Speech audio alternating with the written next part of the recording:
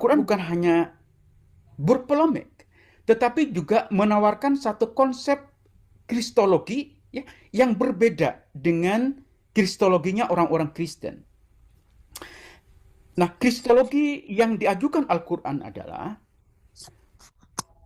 bukan lagi Yesus itu sepenuhnya Tuhan dan sepenuhnya manusia, ya, yang itu memang adalah konsep Kristen, tetapi yang dikembangkan oleh Al-Quran adalah Yesus itu sepenuhnya Al-Masih dan sepenuhnya manusia. Jadi bukan sepenuhnya Tuhan dan sepenuhnya manusia, melainkan sepenuhnya Al-Masih dan sepenuhnya manusia. Nah, konsep Al-Masih ini penting. Walaupun Al-Quran tidak menjelaskan apa yang disebut dengan Al-Masih, tetapi Al-Quran membenarkan, ya, tidak ada keraguan tentang ini, bahwa Yesus itu adalah Al-Masih.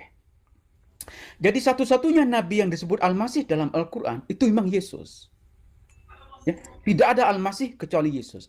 Karena itu Al-Quran membenarkan teologi Kristen bahwa Al-Masih ini adalah Yesus. Ya, dan Al-Quran menegaskan, menolak mengkritik pandangan orang-orang Yahudi yang menolak Yesus sebagai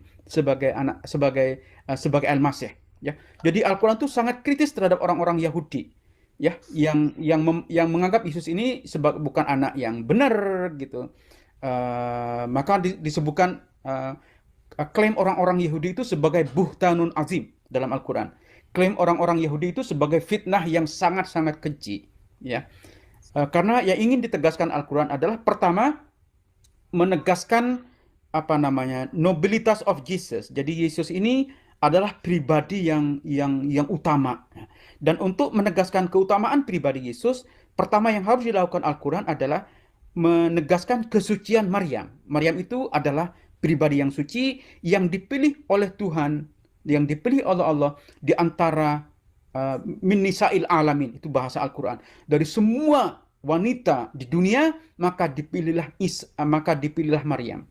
Dan kita perlu tahu bahwa Maryam ini adalah satu-satunya perempuan dalam Al-Quran yang disebutkan secara eksplisit. Al-Quran tidak pernah menyebut nama perempuan kecuali Maryam. Ya, bahkan tentang Hawa, istrinya Adam sebagai manusia pertama, Al-Quran tidak menyebut nama kecuali Maryam. Betapa utamanya Maryam itu.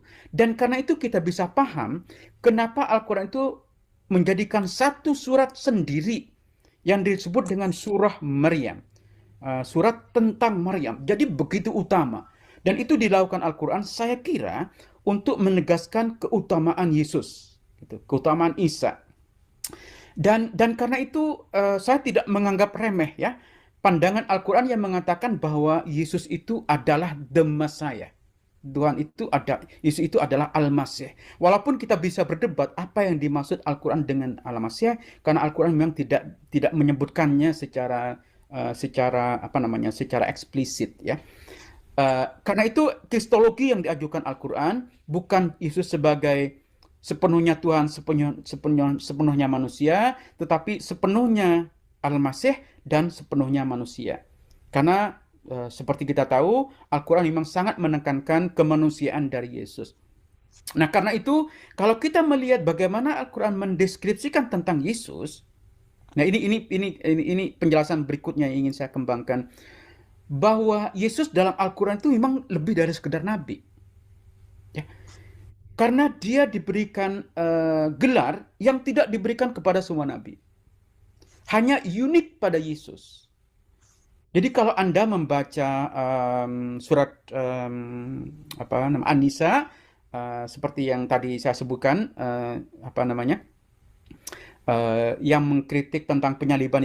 Saya kira kita tidak punya waktu untuk mendiskusikan soal penyaliban. Tapi kalau Anda nanti berminat, kita bisa diskusikan. Saya kira saya sudah melebihi waktu yang disediakan. Saya satu poin saja. Kalau Anda membaca surat An-Nisa, ya, ayat 157 itu tentang penyaliban, maka Al-Quran itu menyebut gelar kepada Yesus yang sama sekali tidak disebutkan yang sama sekali tidak diberikan kepada nabi-nabi lain. Bahwa Yesus itu adalah firman Tuhan. bahwa Yesus itu kalimah, ya, kata, logos dalam bahasa yang digunakan oleh orang-orang Kristen. Kalimatullah itu hanya disebutkan untuk Yesus. Tidak ada nabi lain yang diberi gelar kalimatullah itu.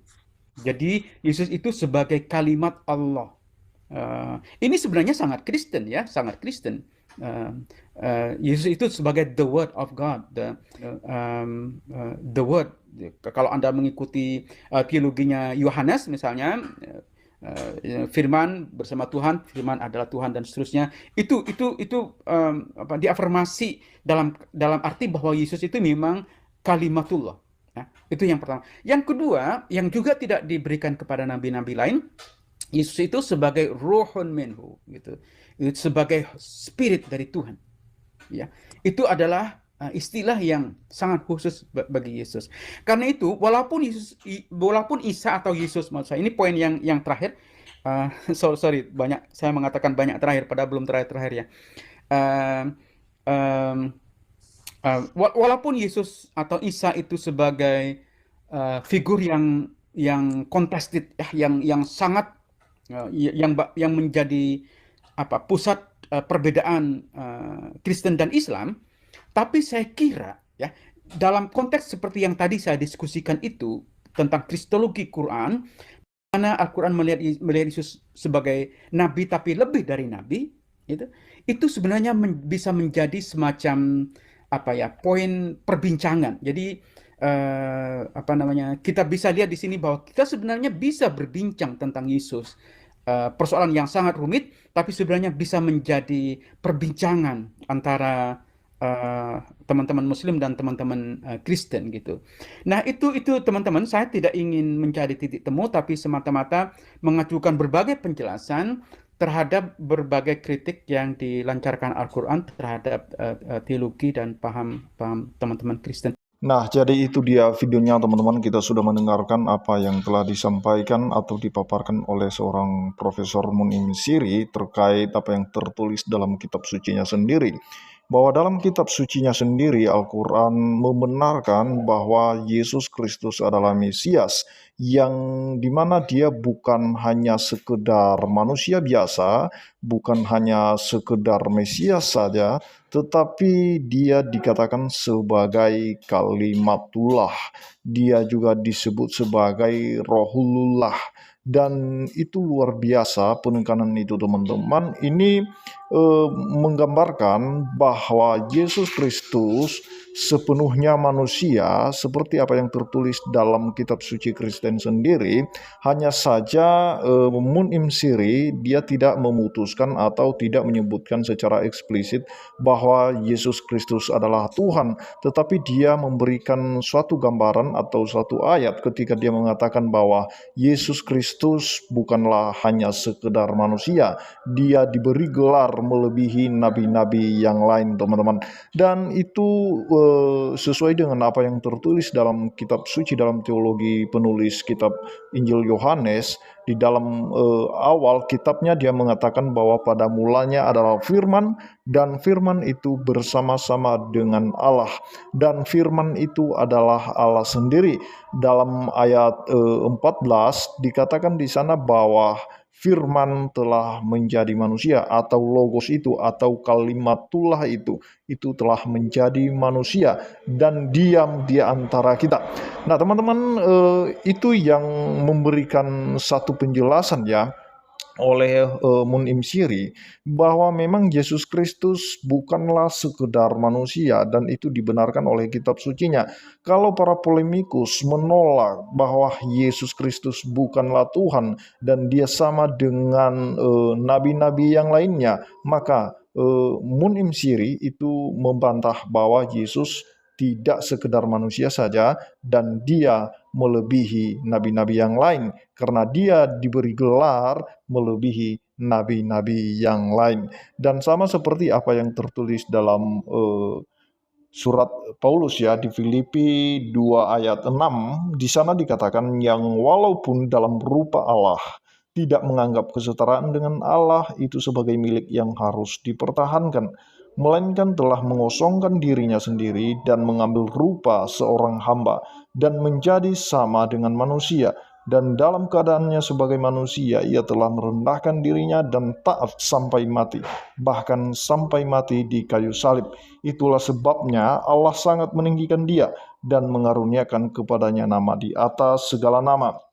Ayat 10, supaya dalam nama Yesus bertekuk lutut segala yang ada di langit dan yang ada di atas bumi dan yang ada di bawah bumi.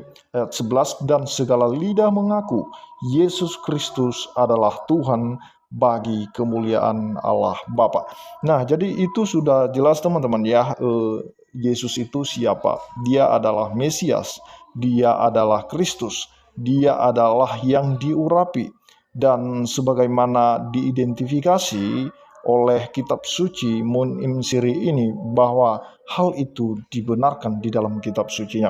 Nah teman-teman, jadi hal yang aneh kalau mereka menolak Yesus sebagai penguasa, sebagai kalimat Allah, sebagai Rohulullah, dan itu mereka sama halnya melanggar apa yang tercatat dalam kitab suci mereka kalau apabila ada polemikus yang menolak dan membantah atau menyangkal tentang Yesus sebagai kalimat Allah, sebagai firman Allah, sebagai logosnya Allah yang telah menjadi manusia. Dan itu tercatat di dalam Roma 9, bisa kita cek nanti teman-teman ya, di dalam Roma 9 ayat 5. Di sana dikatakan mereka adalah keturunan bapa-bapa leluhur yang menurunkan Mesias dalam keadaannya sebagai manusia yang ada di atas segala sesuatu. Ia adalah Allah yang harus dipuji sampai selama-lamanya. Amin.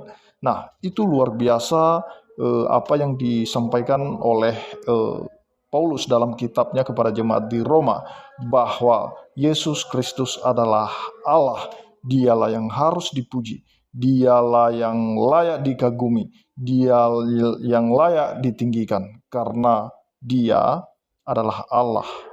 Nah, teman-teman, itu sudah cukup luar biasa, baik narasi dalam Alkitab maupun narasi dalam kitab suci mereka sendiri. Itu kalau ada perbandingan, itu ada hal-hal yang sama. Nah, jadi yang seharusnya mereka tidak bisa menolaknya atau membantahnya. Tetapi kalau menolaknya, membantahnya, menyangkalnya, itulah urusan mereka. Dan kiranya suatu hari ke depan nanti bisa mereka menemukan kebenarannya bahwa Yesus benar-benar penguasa baik di surga maupun di bumi. Demikian yang saya sampaikan, kiranya Tuhan Yesus memberkati kita semua. Shalom.